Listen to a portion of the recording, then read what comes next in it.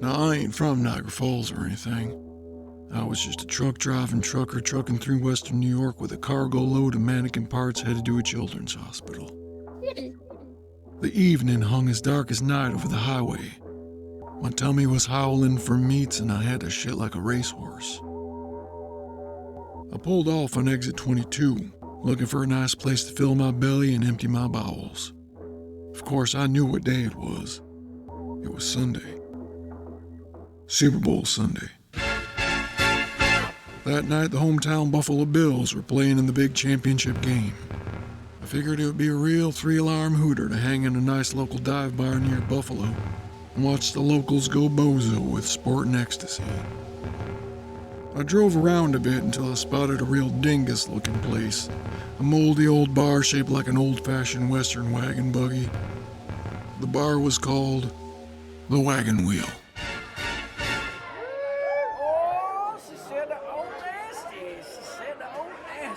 It was packed full of rowdy Bills fans in a sea of blue and red, like a sea with murder in it.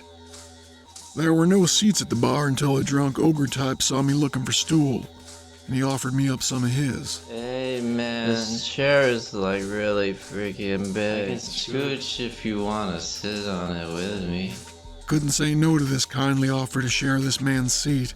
After all, I was about to order food, and the only folks who stand up while eating are sociopaths and draft doggers. So I tipped my trucker hat, said howdy, sidled up and brushed cheeks next to this nasty gentleman. Good sail on hobby girls tonight. I took a look at the menu. It was written on a chalkboard shaped like a cowgirl kicking a hog. Buffalo or BBQ chicken. The bartender appeared from behind a puff of smoke. I complimented the fine establishment and asked her about the picture that was hanging on the wall behind her. It was a mugshot of some busted-up fellow with an autograph. Oh, that's the founder of the bar, the legendary Niagara Falls boxer and ex-murderer Gern Naglers. She was a good-looking drink slinger. Just my type, too. Full set of teeth and a limp. I ordered my usual, a hard cider, straight. I'll have the hot finger special, too, I said, winking from both eyes at the same time, to see if she'd cater to my flirt. But she didn't make eye contact. She just took another bite of her hard-boiled egg and walked on. When my food arrived, the hot steaming plate of chicken fingers smothered in gravy, hot sauce, and ketchup reminded me that I had to drop a deuce and a half. I made my way through the crowd towards the bathroom. The men's room reminded me of my time working corpse removal for the Louisiana Sewer Department. The mirror above the sink was replaced with a blood-stained corkboard. The only thing on it was a business card of a good cheap heart surgeon, Dr. Takashi Shorts. I wrote that number down and I did my fatherly business, then returned to my seat, where I'd noticed one of my fingers was missing. The guy sitting next to me had gravy all over his chin and was playing air guitar to the music of the mind. Another guy leaned into me as he was passing by and said they were giving out free haircuts in the back room. Then he made the universal sign for cunnilingus. I looked at the bartender, hoping for some camaraderie against this filthy creep. But she also gave me the universal sign for cunnilingus. No, you want to go get a haircut with me? It was then when I realized this place was weirder than I had bargained for. It was just an odd night all around. Even the Super Bowl commercials were strange. Like the one where a guy looked at a basket of French fries and said, "Oh, a few fries can't hurt." Then it jumped to a loco scene where he is in hell being beaten mercilessly for eternity by 4 guys in French fry costumes and devil horns. It was a commercial for Pert Plus shampoo. What has become of our great country? I decided to just focus on the game, finish my sup, and get back on the road. I looked up. Close game, 4th quarter. Something you need to know about now is how the Buffalo sports teams always seem to be cursed by some sort of cosmic-ass curse.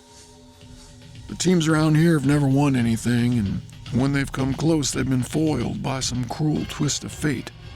A sudden gust of wind, a rotten call by a referee, or a spate of mysterious deaths in the middle of a match.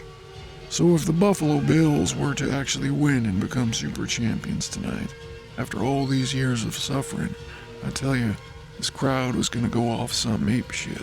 White buffalo The bacon, room suddenly intensified. chicken bacon ranch, Only 13 seconds remained in the game. All eyes were glued to the TV sets. white broccoli, The Bills have the football down by a three-pointer. The QB scrambled, throwed it deep, and it was caught. Touchdown. No time left on the clock. combo, The Buffalo Bills won the Super Bowl. So then why is it so quiet in here? I expected the room to explode with an orgasm of jouissance, but everyone was silent, not a smile on a face.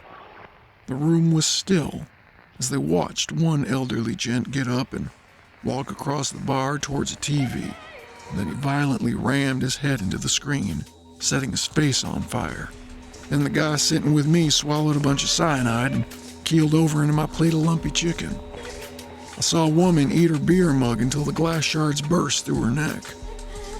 Another dude took a steak knife and stabbed himself in the ass, and then the heart. Holy Bocephus. The Bills' victory set off a mass suicide. I tried to get someone to explain what was happening. The only response I got was from the bartender, who said, Where sports is life, sports must be death also. then she cut off her head with a broadsword.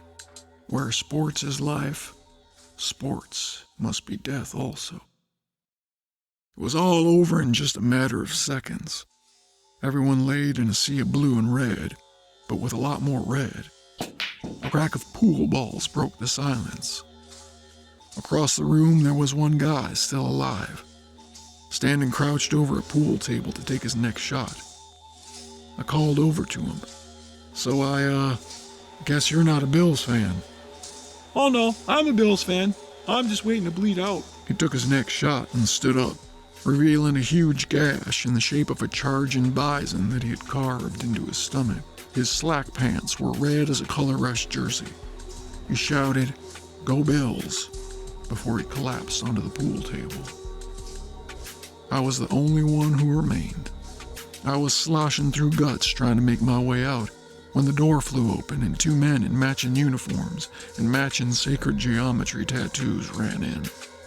They ordered me to help them with the bodies, said get them in the truck before it was too late. I didn't have time to think. I just helped toss body after body into the back of a big white truck with a sign on the side that said Miracle Police. They shoved me in the truck too and hustled Bud all the way down to Niagara's waterfall. They opened the back door and started tossing the bodies over the brink, where they disappeared in the water below. I thought, well, that's that. Better get back to my truck and finish my delivery. After all, there's a lot of sick kids out there waiting for these used mannequin parts. But just then, out from the bottom of the falls, crawled out all the dead bar patrons. They climbed onto the observation deck totally alive and collectively took a bow and all started making out with each other. That's when I looked around and noticed the cameras. Some dweeb on a skateboard approached me and said, "You've been razzle-dazzled." Oh no, not razzle-dazzle. America's finest prank kind of show. Yo, this is Skiz, host of the Razzle Dazzle. You so dumb. I felt like a total fool. I couldn't believe this whole prank was set up just for me. These people in the bar weren't dead. There were no miracle police. Everyone was just dead set on pranking me something foul. Later on, I realized even the Buffalo Bills were in on it. They didn't win the Super Bowl. They didn't even have a Super Bowl that year. And I'm not even a man. I'm a little girl. And I don't even like football.